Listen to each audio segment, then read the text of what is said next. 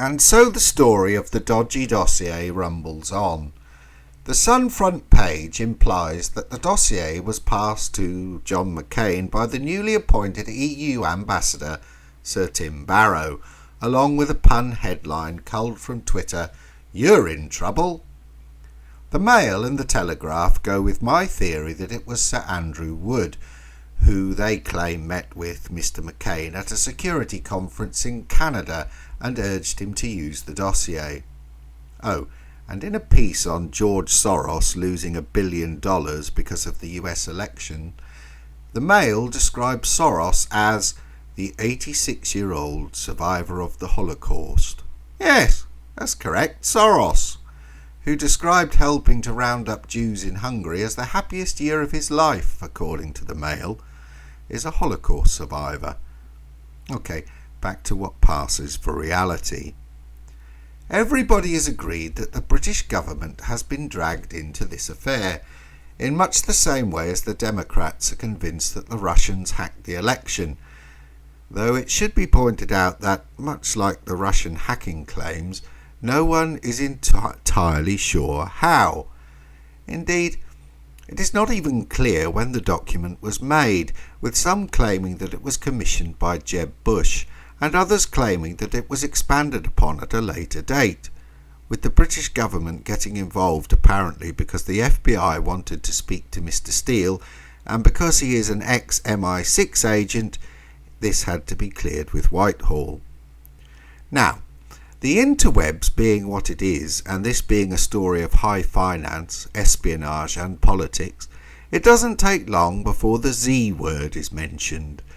Thus the protocols of the Elders of Zion crowd have pointed out that John McCain, during his presidential election campaign, took money from the Rothschilds, and therefore he passed the already discredited dossier to the FBI in his role as concerned citizen to give it the stamp of authenticity in his role as Zionist puppet. And it does appear that McCain used his position on the Intelligence Committee to launder the document.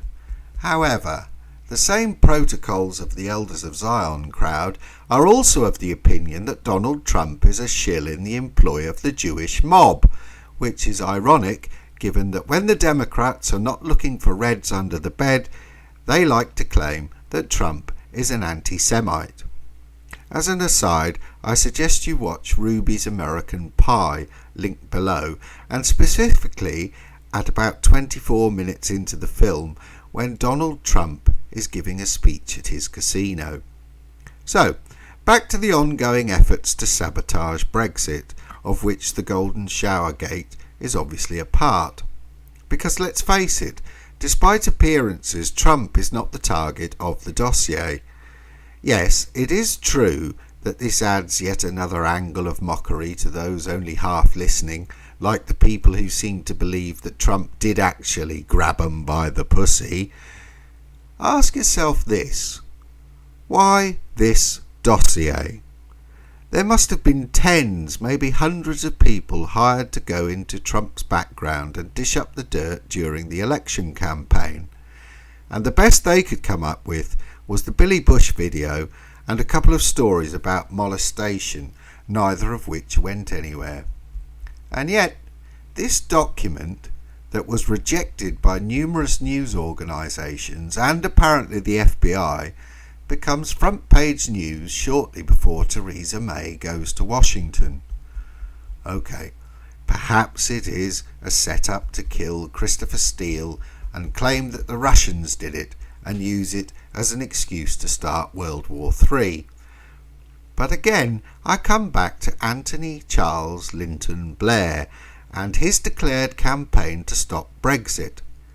He knows all the players. He has a track record of using dodgy dossiers, and seemingly I was proved right that his ex-advisor, Sir Anthony Wood, was the person who pushed John McCain to launder the document. What better than to queer the pitch in a possible trade deal between Britain and the US? Remember, Theresa May has set a date of March for triggering Article 50. The last thing the anti-Brexiteers want is for her to go into these negotiations with settled trading agreements with the United States. They need her to go in with nothing. And they need to put a stop to Trump's statements about his election victory being like Brexit and Britain is at the front of the queue for business deals. The obvious solution is to stir up the American latent hatred of Britain. They might duck and cover at the mention of the Russians, but there is nothing that gets Yanks beating their chest quite so much as the notion that King George is coming for their guns. Also, let us not forget the noises Trump has made about 9/11. Blair, the Clintons and Bushes need to stop reopening of that can of worms, because as we know, WTC7 won't go away.